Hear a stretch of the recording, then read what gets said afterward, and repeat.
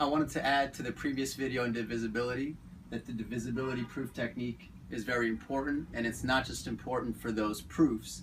We will see it applied to a lot of other problems in the future. So just keep that in mind. If you didn't care about the proof, first of all, you should have, but other than that, the technique is very valuable. All right, for our warm-up, I'm going to do this problem. So first of all, the notation. Some of you might know this, many of you probably don't. This vertical bar means divisible. So this is asking, does 3 go into this tremendous number with a question mark, right? So instead of saying, is this number divisible by 3 in writing, we can just write 3 vertical bar number, and that means is 3 going into that number. Okay, so also, instead of writing out 5,000 twos, the number is 1, a bunch of twos, 5,000 of them, and then a 4. Okay, so how would we do this? We would use our 3 divisibility rule. So what's the sum of all of these digits? It's 1 plus 5,000 twos plus a 4. So that's 10,000, and that's another 5, so it's 10,005. And now we're not going to divide this by 3.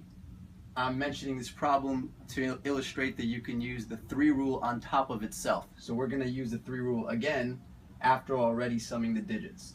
So the sum of these digits is 6, and so yes, this number is divisible by 3. So notice we first summed all the digits, and now we summed all the digits again. So it's the sum of the digits. All right, so that's our warm-up with the 3 divisibility rule.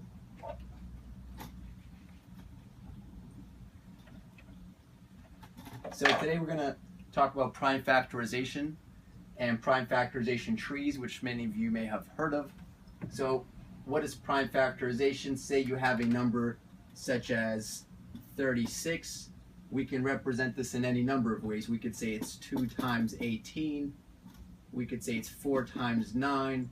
But for our purposes, a prime factorization will be the product of primes to any powers. So for this number, we could take our 4 and 9, and this is really 2 2s and 2 3s. So we would say it's 2 squared times 3 squared. So that would be the prime factorization, where these are called bases and these are exponents. And we're going to do a separate exponent lesson later, but for now, these base numbers on the bottom are the prime numbers, and the powers can be anything. These don't have to be prime numbers.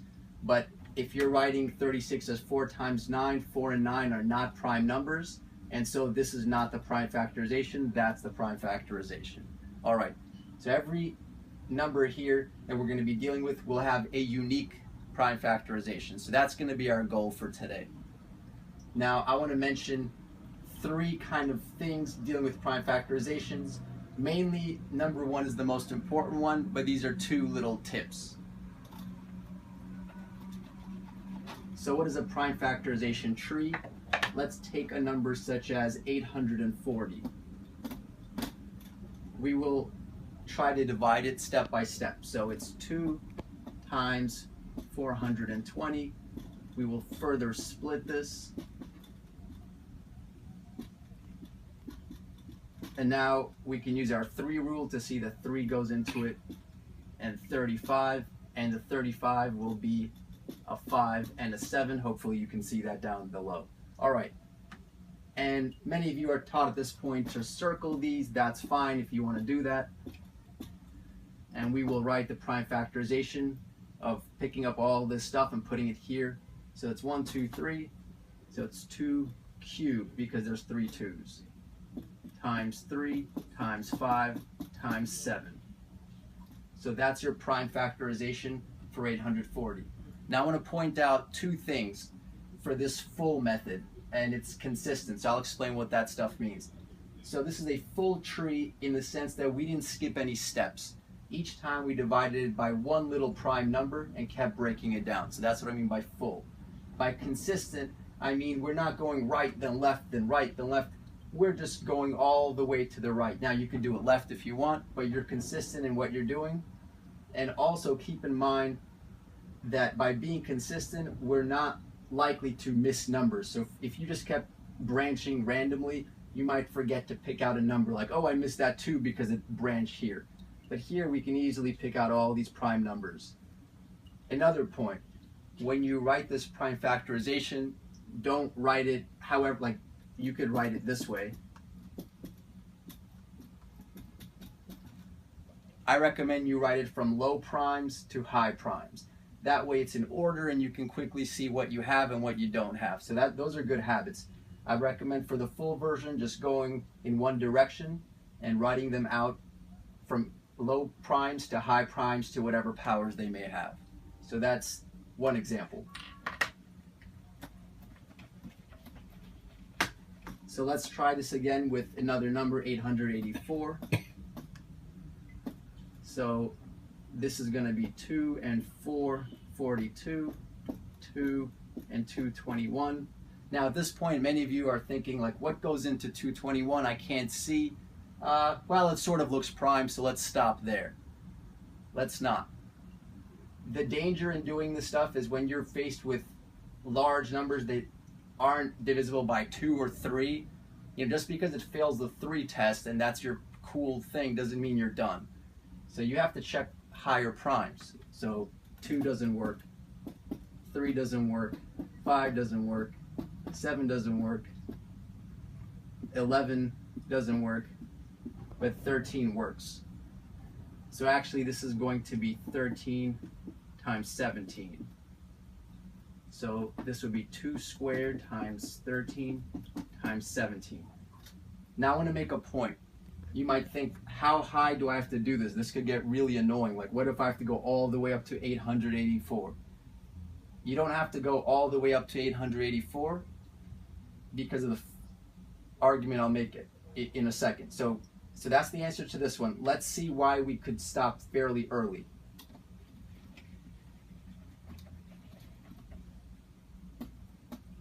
If we take 36, we can split it up this way or this way.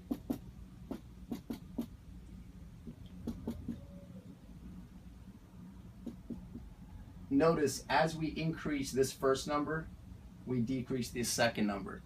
So in the worst case scenario, you only have to check up to approximately the square root of this number.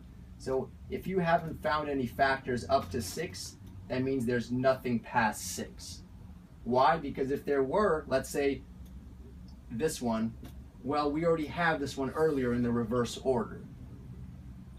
So what's the practical application of this? Let's say we want to check is 101 prime.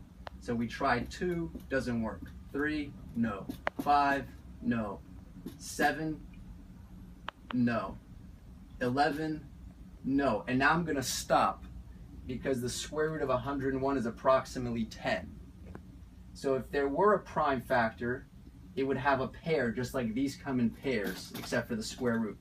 So since the square root of this is 10, and we still haven't found anything, and we're already up to 11, that means we can stop. There's no need to check 13, 17, we're good. So that's a shortcut, so you don't have to keep checking this stuff forever.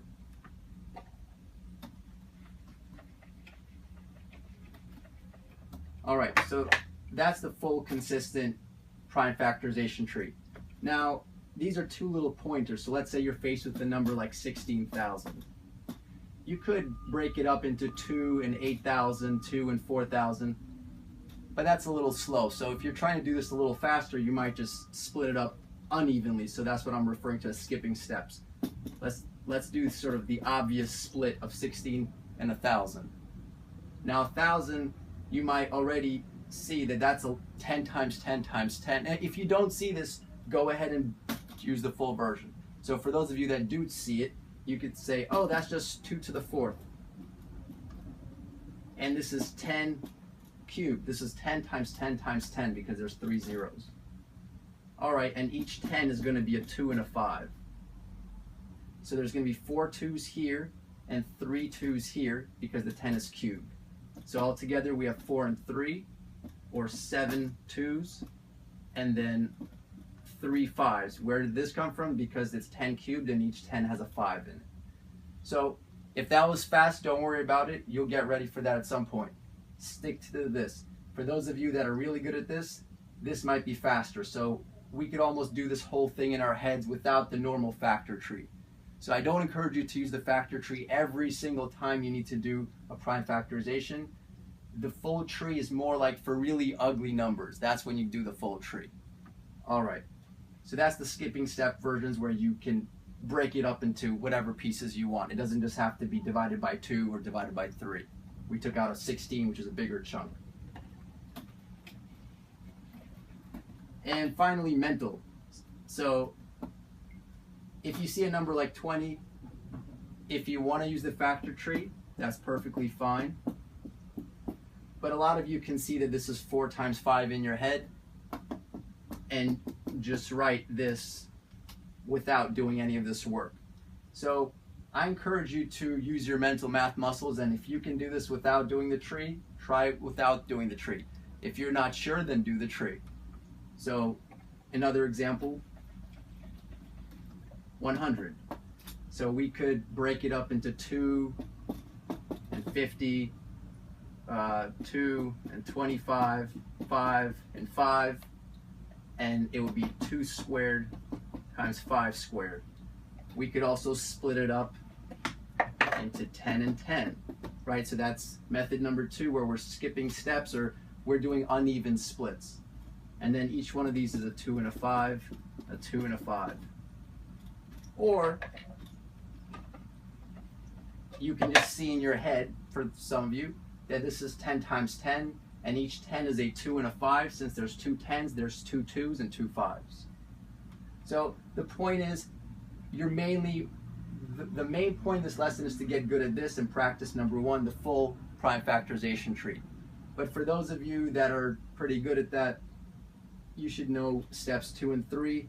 You don't always have to do the tree one little step at a time. So use all of these things together as you see fit. And I'm going to leave it there. In the next video, we're going to talk about least common multiples, greatest common factors, or LCMs and GCFs, and some related stuff. All right, see you guys.